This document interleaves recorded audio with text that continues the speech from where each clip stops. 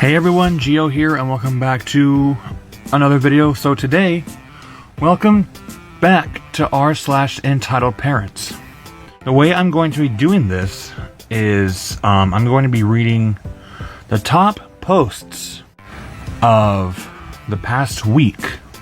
This is not just for entitled parents. This is for all the subreddits that I'm doing. No matter how long or short this video is going to be, we'll see. BF's entitled parents walked out of his show because of my costume. My now fiance Jim and I have always been rocky with his parents. I have no contact with my family due to abuse and met Jim's parents at a very uncertain and scary time for me. They never particularly liked me, and they thought I was weird because of how nervous I was. However, I had a good reason. Jim still lived with them at the time, and I had heard a lot about how controlling they were. His dad has some issues with looking at inappropriate content and lying about in the past that I won't fully go into, but basically never took accountability for it. Jim's mom, Becky, not only enabled him, but projected onto Jim and became hyper-controlling in his teenage years. She assumed he would do the same thing just because he was male and didn't let him watch any movies where women wore tight clothes, even cartoons. Aladdin was not allowed because of Jasmine's design. It even got to a point where Happy Feet was banned because the penguins moved too sexily. Jesus. Jim was also not allowed to have Instagram or Facebook until he was 18 for fear he might see inappropriate pictures. These same restrictions were not placed on his sister.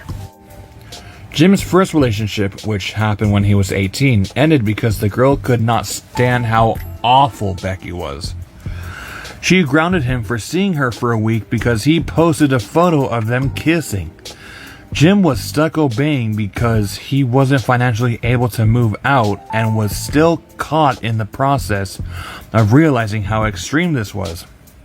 When the girl broke up with him, his mom refused to admit that she had a role in it and just ignored him while he struggled with severe depression for several months, and later told him he had hurt the family by spending a lot of time in his room trying to process everything.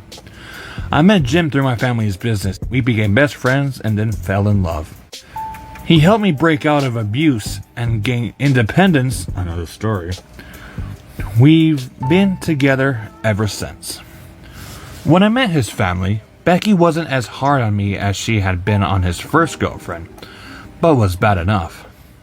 She criticized every move I made, always behind my back. I talked too much, didn't talk enough, didn't make enough eye contact, didn't look like I was listening. There was always a problem.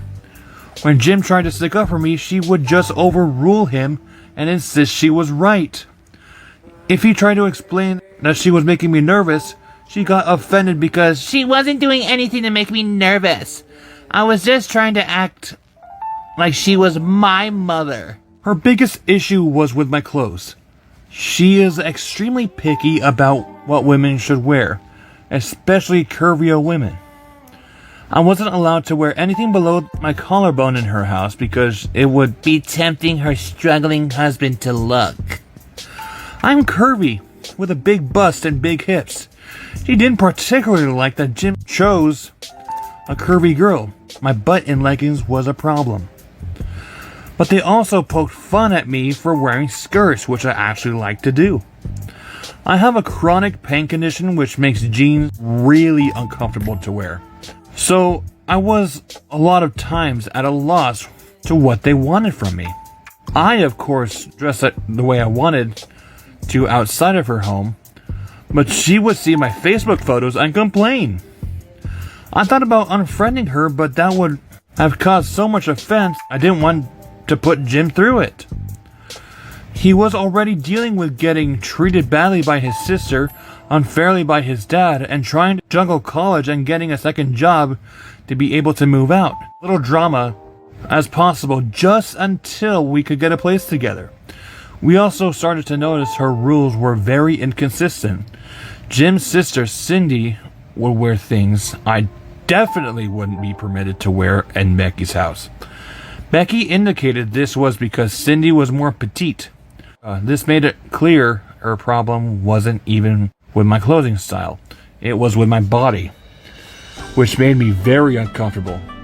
Clothes are one thing, but I can't change the size and shape of my hips and boobs. So, fast forward a little to when Cindy began dating a guy. We expected her to go what Jim and I went through upon introduction, but they didn't. Becky fell all over Cindy's boyfriend, welcomed him with open arms, made up cute nicknames for him, and literally would gaze at him while we sat at the table. Jim and I figured she was living vicariously through Cindy, or just plain liked him because she had always shown signs of preferring Cindy to Jim. She didn't like any girl Jim was ever interested in, but absolutely adored Cindy's guy. Another note, she had an issue with everything with me, but Cindy's guy was a different religion than her. Based on all Becky's opinions and views, should have been a huge problem. She didn't seem to care in the slightest. Jim was really hurt by the difference. We weren't allowed to do anything other than hold hands around them. If we hugged or put arms around each other, Becky would complain and tell Jim we needed to act like friends. But Cindy would straight up slap a guy's butt in the kitchen, and Becky acted like it was cute. That or a mix of other little things blew up, and Jim and I put a deposit down on an apartment. Of course, holy hell blew up at the prospect of Jim living with me unmarried. Becky realized he was serious and seemed to calm down. Out of worry, she might lose a relationship. After moving out, things got better. We saw them about once a month, or for holidays, instead of every Sunday. We all got along better. They seemed genuinely happy to see us for about 2 months. Cindy began pulling her entitled crap again. Jim's dad began being overly authoritarian, and Becky started nitpicking again. It didn't get far before the big issue started. Jim does a lot of theater, and we got involved with the production of Macbeth. Jim was co-directing and I was Lady Macbeth. Jim adores Shakespeare, and this was a big deal. But it also became a very stressful process. We got stuck putting together costumes last minute that we hadn't known would be our responsibility. We had been told to get a flashy red formal gown for me to wear in the banquet scene. I found the highest quality one I could afford that still had a full skirt and wasn't stretchy and cheap. I was off the shoulder and showed some cleavage. I asked Jim if it was okay since his mom would come to the show, and he said, "I don't care. They've been to my shows where girls wore low cutoff before. They'll complain, but I don't have to plan my show around her opinions." I wore the dress. They came to the show and walked out at intermission. The entire cast was shocked.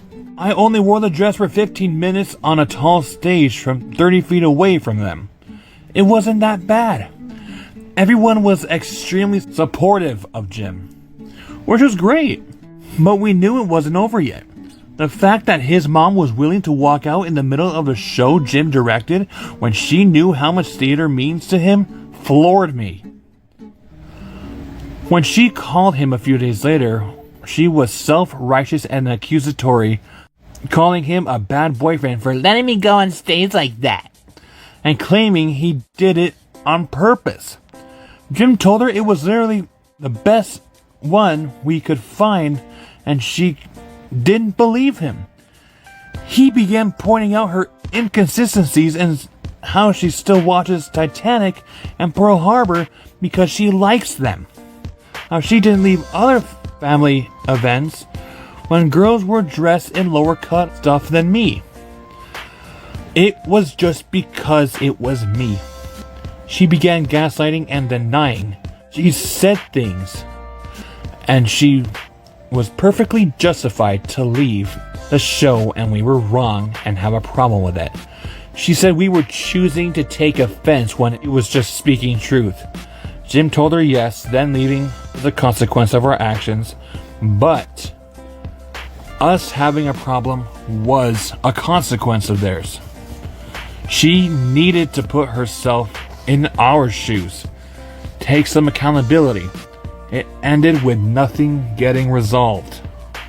A few days later, I ran across a very good article about how society treats women when men look at them in gross ways. How we need to stop transferring the shame to the women, and remember, even in the Bible, Jesus said to pluck out our eye when we're looking at women with the lustful thoughts, not to tell the women to change their clothes. I reshared the article because I liked it. Cue Becky blowing up publicly on the post about, What about the hurt wife of the man who has to see him look at the inappropriate woman? Why does no one care about her? I replied as politely as I could, pointing out that it wasn't the topic of this particular post, and there are many resources for wives of men who struggle. Therapy, church groups, support groups, etc., while people mainly point fingers at the women who get objectified, many of whom don't even know they're being looked at. Or like me, get objectified no matter how we dress. I get hit on at work when I'm wearing a black polo. Becky continued on the berating lecture, and I sat back telling her that I was tired of her criticism and I'm perfectly within my rights to share my opinion on this subject, considering she does that constantly, and I never berate her publicly when I disagree. We switched to texting and continued arguing for a few texts. Jim's dad finally showed himself in a few nasty texts to Jim as well, which was bold considering his past behavior, because this entire issue for the family and he's never apologized. Then, without giving me time to respond, Becky texted Jim and told him he was cutting contact until we Had a change of heart. Jim was furious and sent them each a final message detailing all the crap they did and gaslit him about for years. And maybe some distance would be beneficial. We had our own little no-stress Thanksgiving, and then Jim proposed to me.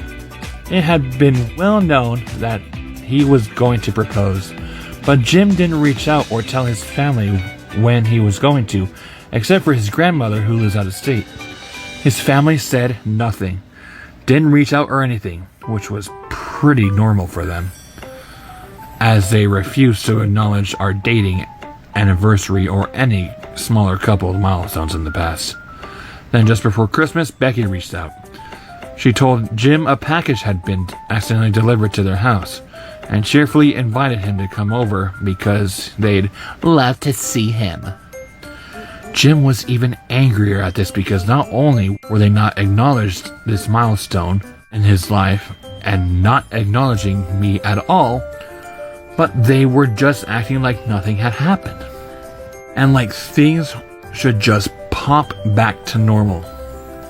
He told his mom, "Don't think it will be a good idea since I haven't had a change of heart." She responded saying she didn't know what he was talking about and trying to rephrase her contact cutting text. He proceeded to ignore her since gaslighting is such a pattern, and there's no talking to her when she does that. He hasn't responded and doesn't feel ready to reach out, and they haven't said anything else. Our wedding is set for October, and the dates are going out in March. So they have 3 months to shape up, or they will not be invited. Neither of us really wanted them there. A case of love them but don't like them for Jim, and general dislike for me. But of course, if they make nice, we will invite them. But there's going to be accountability and acceptance for our alternate views, and we seriously don't see that happening.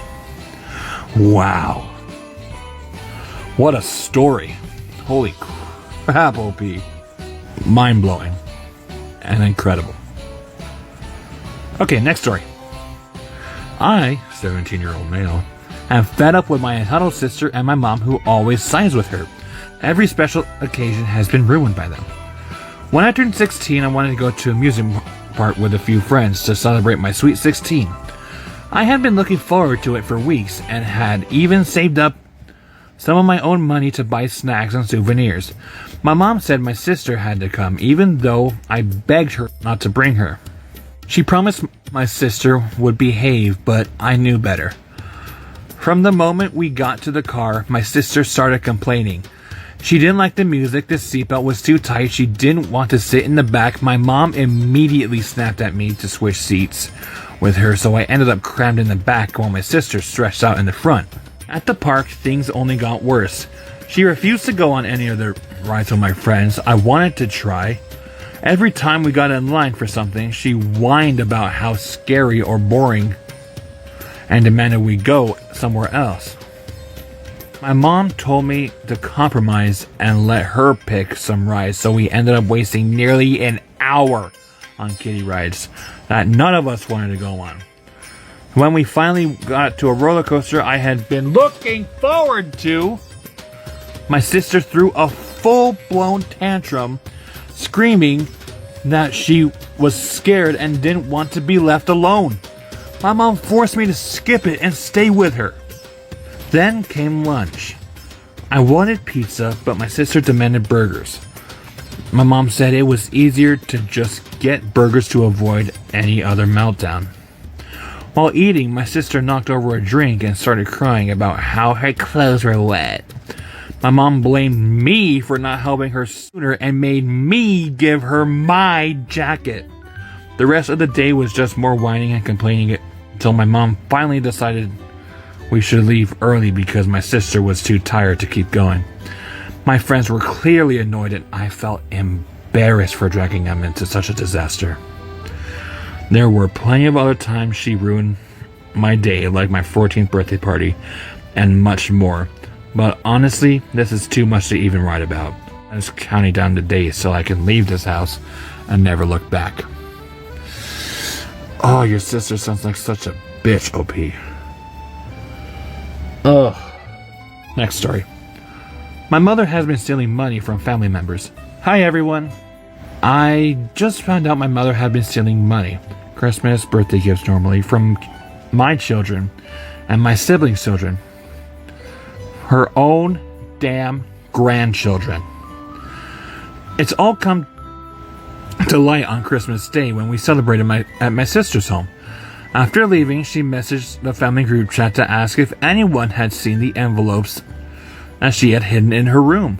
These envelopes had cash gifts inside that were given by various family members to my nieces, ages 8 and 13.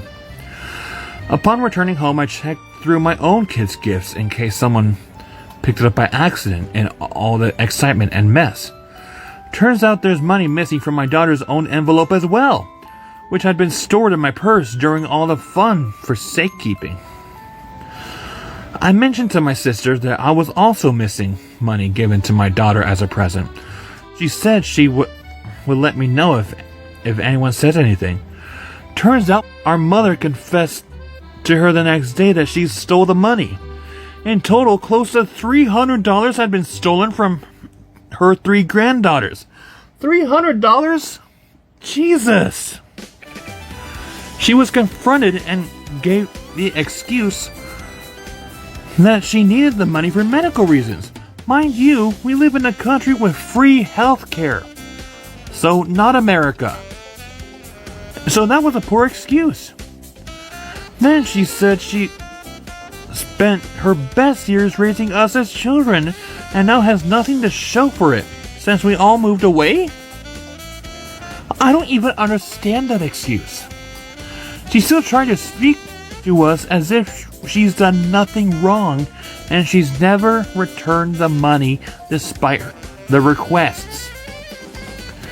I am one of 7 children aged 40 to 25. Now, all of us are grown with jobs, our own homes, partners. My father is still living and working still to provide for her, and she has never worked a day in her goddamn life. She could have asked any of us for help if she needed it, but she felt so entitled to the Christmas gifts given to her own grandchildren that I am disgusted and disappointed. Reddit, I don't think I'd ever have a situation where I could have something to post. Good luck to you, OP. Next story. My 15-year-old sister is a thief and my parents do nothing. Oh God. This has been happening for years. At first, I thought I was going to lose my stuff, but one day I found some books I thought were gone in her room. That's when I realized my younger sister is the one taking my things without permission. In that incident with my books, I confronted her and told her that they were mine and demanded she return them. She refused and we struggled and she ended up hitting me and making my lip bleed. Guess who my parents blamed? Me for not sharing. How am I supposed to share something if I was never even asked for it and she just took it? This happens every time I catch her taking something of mine. I'm always the one at fault for not knowing how to share. This makes me feel completely unprotected in my own home. Not only do they fail to respect my belongings, but it also seems like my parents justify her behavior. The last time I realized she has stolen something from me, my markers, I didn't say anything to anyone, just took them back, bought a combination lock from my backpack, and now keep all my valuable belongings secured. I mean, if my parents won't do anything about their daughter being a thief, then I have to protect my stuff from her myself. I'm so tired of the situation and my parents don't seem to realize how serious this problem is. How can I make them understand that my sister seems to face consequences for her actions? This isn't just about me. If they keep enabling this behavior, eventually I won't be the only one affected.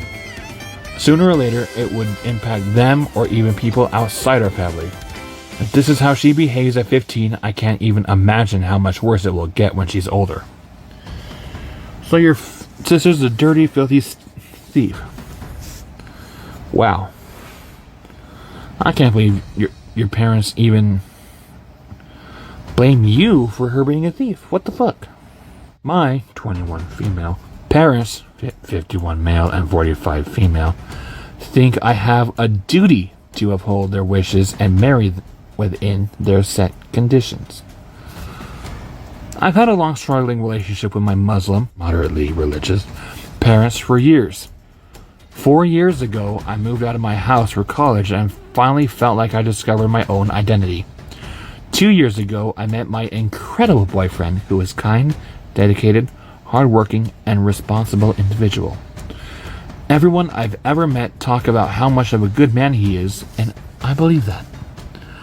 I'm now about to end my senior year, and I might have to move back home as the rising cost of living is making the advent of moving out after college unattainable.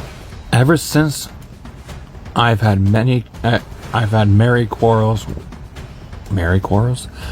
I'm assuming she means many, with my parents about how they treat me like a child and as an extension of themselves, which is generally starting to drive me insane. On top of that, my parents have the idea that I am of age and I should be getting married soon, while they are liberal enough to believe that I should choose who I marry. They have set the conditions that I can only marry someone who is our ethnicity, from our home country, and practicing Muslim by birth, not conversion. Now, I'm not religious at all. Neither is my boyfriend, but he grew up in a Catholic family. I do see a future with him, and it's frustrating that despite being an incredible person who my parents would be happy to have as a son-in-law, his arbitrary birth identity prevents us from being together. I've tried to have a discussion with my parents about how they see me as an extension of themselves, which got us to a conversation of obligation versus duty. My father said he has no obligation to financially or physically take care of me since I'm above 18. Yet, as someone who loves me, he has the duty to take care of me as a father. He explained because he loves me, he chooses to continue to support me, in turn because I love my parents. I also have somewhat of a duty to uphold their wishes as a sign of gratitude for the love they have shown me in return. The explanation was so bizarre to me, it's making love sound transactional. He said that if I were to marry someone of a different religion, he technically could no longer consider me family, since religiously I would be separated from them. But he also said as a father he would be deeply hurt as it would seem like a betrayal. This is so unfair. To love someone, to get married, and to have a new family is one of the biggest decisions one person can make. I find it so ridiculous that I have a supposed duty to make one of the most important decisions of my life based on what my parents think is a duty. OP, just leave your parents' house. Don't move back with them. Asked for money and got pointless gifts instead. For Christmas, my parents asked what I wanted and I told them just money. Don't get me gifts, just money, please. For context, I got laid off from my corporate job almost a year ago and still working, but haven't found a new corporate job. But minimum wage does not cover the cost of living in my area in San Diego. So I told both of my parents all I would like is money to go towards rent or food. Please, nothing else because I don't need anything. For more context, my parents are pretty wealthy. They've never helped me out, and I don't expect them to. They just bought a $4 million home, and my dad sold his company for a lot of money. It's just hard to be around them because they're extremely out of touch. They constantly spend money and can't fathom that people are struggling right now. I've never had the best relationship with them considering they only talk about themselves and make sure they let me know I don't make any money and that I will never make as much money as my dad. I'm 27 years old. So for Christmas, I started getting handed gifts. I know you can say I sound ungrateful, but I knew as soon as I saw presents under the tree for myself, I wouldn't be getting money. My parents proceeded to get me the most pointless, expensive things. They left price tags on, so I know how much money they spent. They've got me 4 anthropology candles, $175 total, a $50 cat hand towel, and pashmina, a Temu fake houseplant, not expensive, but something I do not need, 2 pairs of running socks, a cooking spoon, something I already have. Already, these were all things that I do not need. It was hard not to cry sitting there looking at the price tags and just wishing I had that money instead of those pointless gifts. On top of that, my parents didn't ask me a single thing about myself this whole Christmas. I had to sit there and listen about the 2 new Airbnbs they bought and how my mom just did a gift exchange and got a ton of Balenciaga products from her friends. You can say I'm selfish, but it hurt. I've lost a lot of weight because I can't afford to eat. I left feeling worse about myself and hating them even more. Wow, your parents are total dicks, OP. I mean, I'm sorry for my language, but they're total dicks. One more story, then the video's ending. My dad thinks I spend more time with my husband's family than my own, but the truth is the opposite. Do I really not visit my family enough? I'm so freaking exhausted with their demands. I confirmed my plans with my dad for my husband and I to come over today, and he responded, "Well, I'm not going to tell you. I feel like the guy are always putting his needs or his family before your niece and your family. That's not fair. What? Are you kidding me right now? I am a grown-ass adult who still freaking answers to her family's every beck and call like a child. You all need money? I give you money. Need a driver? I'm your driver. Need me to babysit? I'll babysit. I'll sit when my mom and stepdad are away on business trips? Yep, I'll have to do that a lot. Want me to come to an event? Give me a time and date and I'm there. All of that for free because duh, they're family. While also having to struggle with married life, full-time job, weekly appointments because on top of all this, I have multiple disabilities and I'm barely able to even work full-time to begin with daily responsibilities. Not to mention, I come over to visit multiple times a month and that's not even including the times they need me. I do everything for my family at the cost of my mental health and energy, but apparently it's not enough. Nothing I do is ever enough. I'm so tired. My husband, on the other hand, maybe gets to see someone from his family like once every 3 months, maybe 4. It's actually not fair for him at this point. My dad is completely deluded because the situation is the other way around. My husband and I have not seen his mother since Thanksgiving, and we visited my dad twice just this week alone. And about to do it again today. Not to mention once the week before and before that, etc.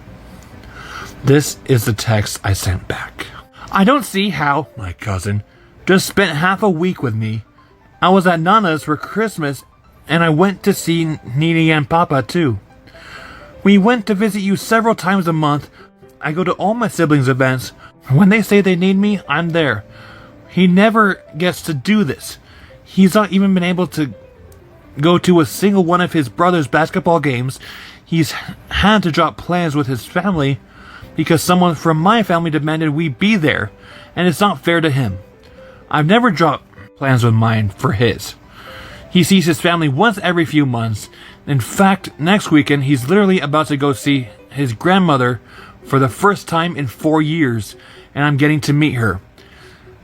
He has met all of my family, and I'm always getting to see y'all with or without him there. I've only met his parents, one set of grandparents and siblings, and we are married, and yet I still have yet to meet so many people.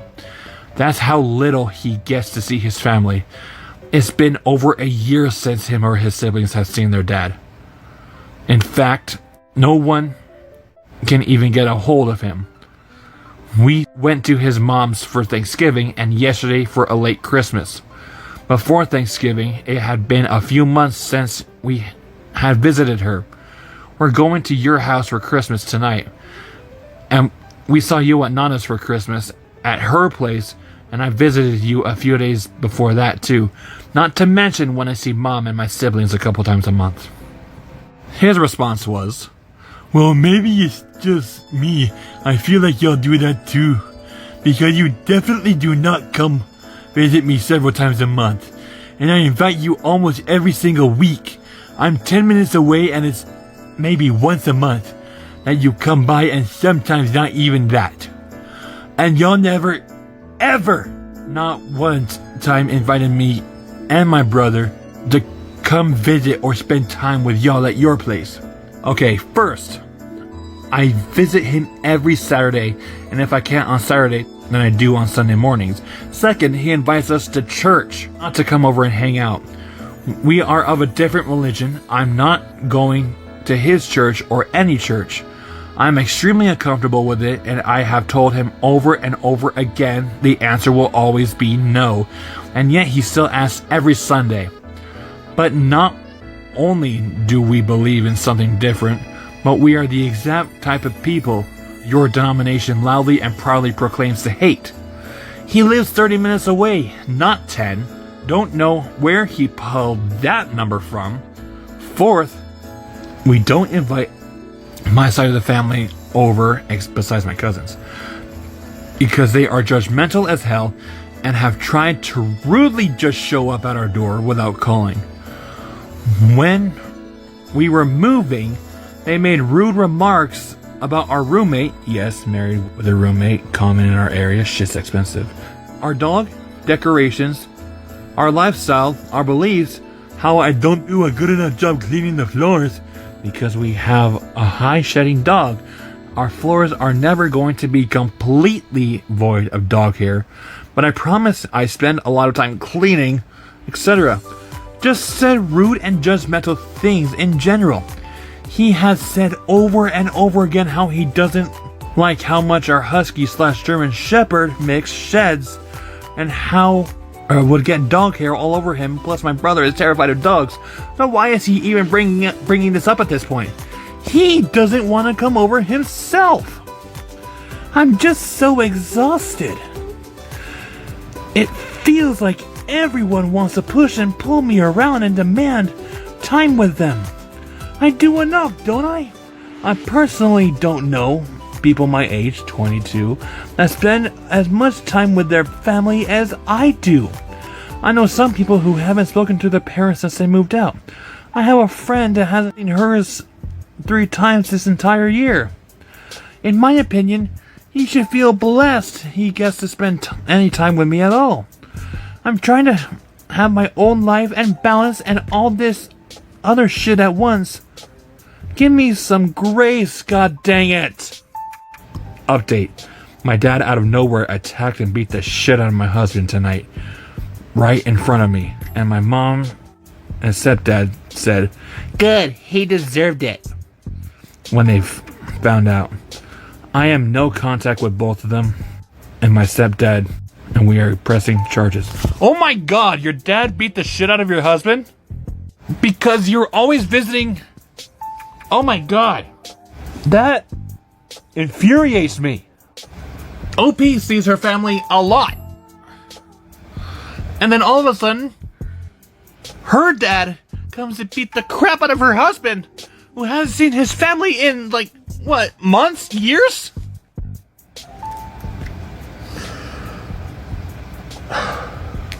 I'm done. I'm done with this subreddit. I'm just done.